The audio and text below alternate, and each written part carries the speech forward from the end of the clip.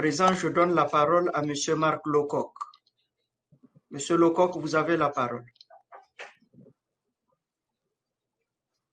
Thank you, Mr. President, and I'll try to complement what Rosemary and Jean-Pierre have just said.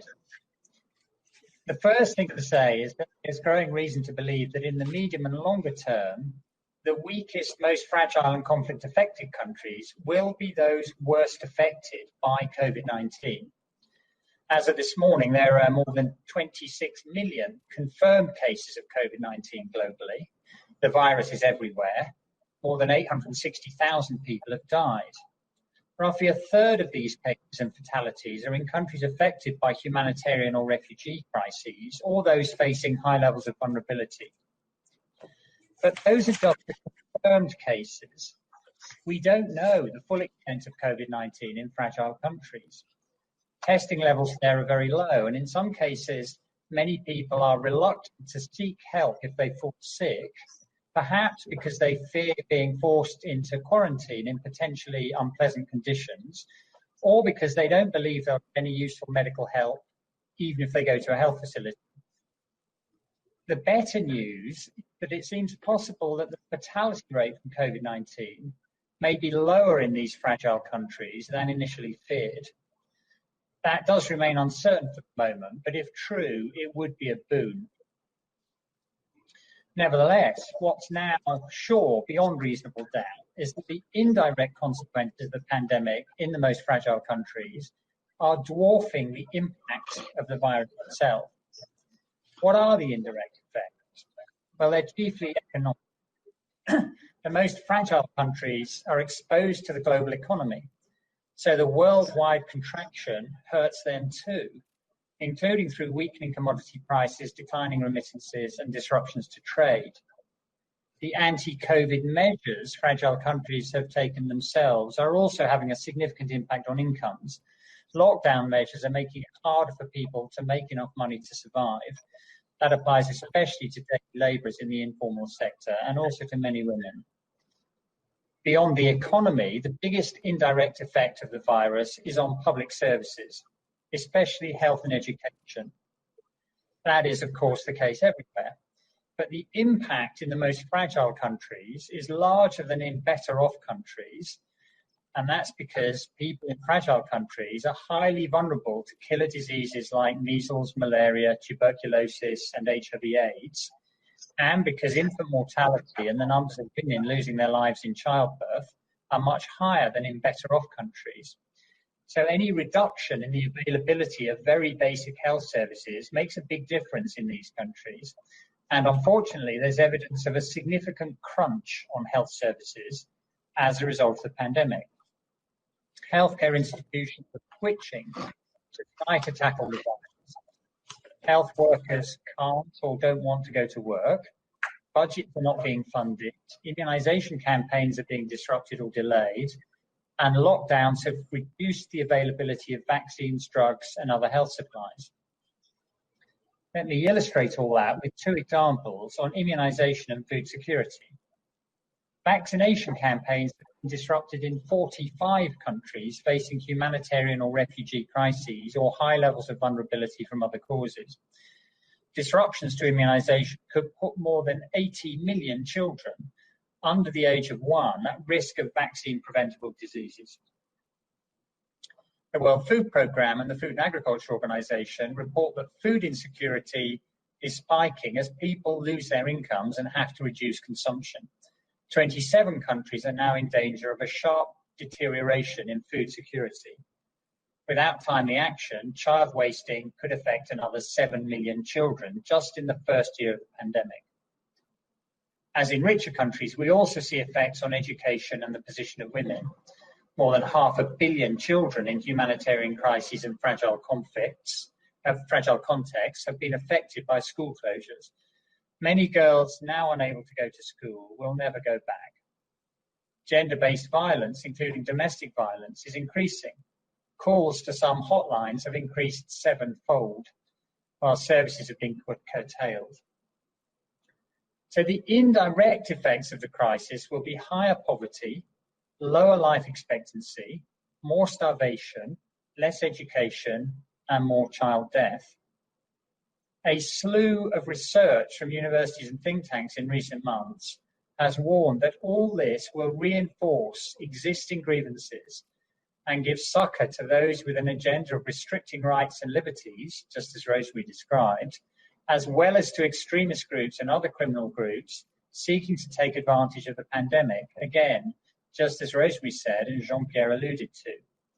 So the risks of conflict, instability, insecurity, violence and population displacement are rising.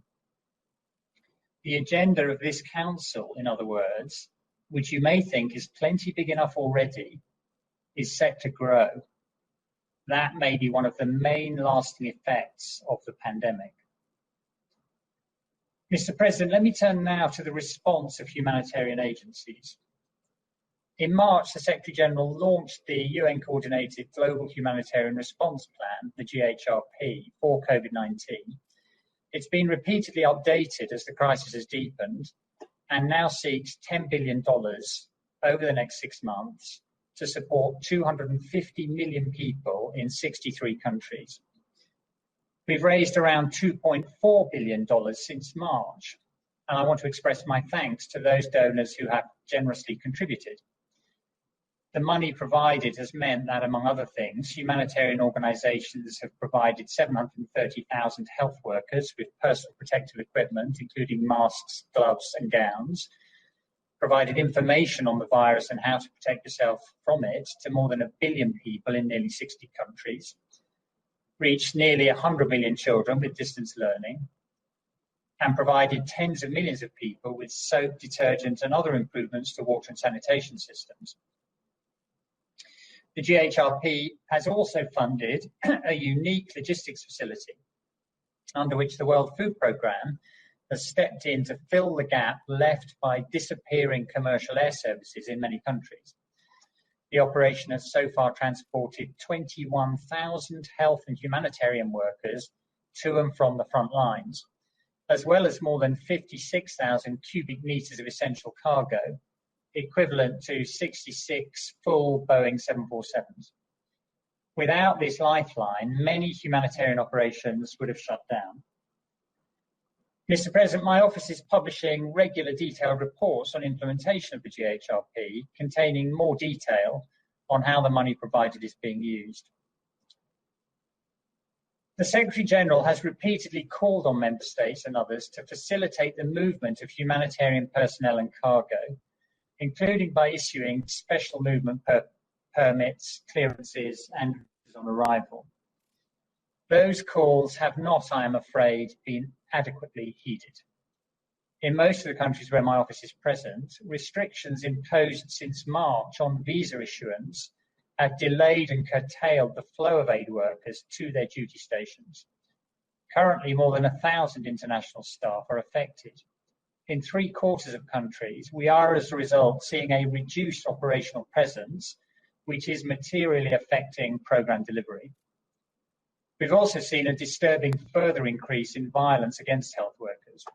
During the first 6 months of the pandemic, the ICRC recorded more than 600 incidents of violence, harassment or stigmatisation against health workers or against patients and medical infrastructure in relation to COVID-19. Aid workers themselves are, of course, also vulnerable to the virus. The number of confirmed cases among UN staff alone runs into the thousands, and the death toll is mounting. Where possible, those most sick are evacuated to places where they can get good medical care, and Jean-Pierre described the system we have for that. But unfortunately, too often that does not happen. And like Rosemary and Jean-Pierre, I do want to pay tribute to those colleagues taking extraordinary risks with their own welfare in the desire to help others. Alongside assistance from humanitarian agencies, others, in particular the international financial institutions, have an important role to play in helping the most vulnerable countries cope through the crisis.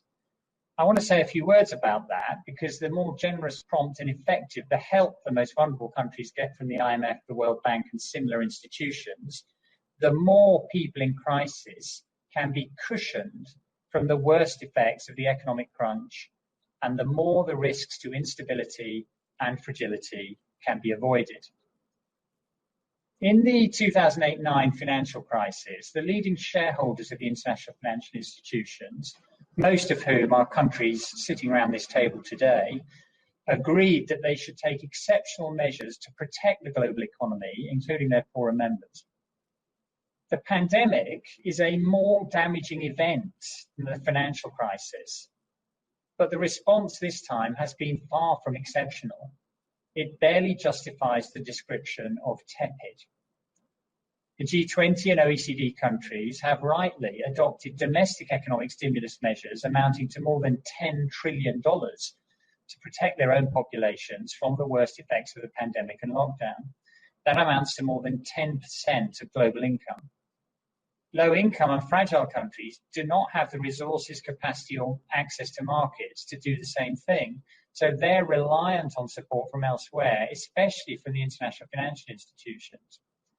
But of the $136 billion in financing from the international financial institutions so far, only 7% has been committed to low-income countries. And that represents little more than 2% of their combined GDP. 1/5 of what the better-off countries have done at home. Such a low level of support is alarming because it increases the likelihood of the pandemic generating the sort of dangerous long-term consequences I talked about earlier. But it's also surprising.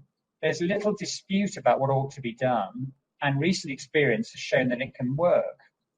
And the costs to taxpayers are minimal because the resources can largely be generated off the international financial institutions' own balance sheets.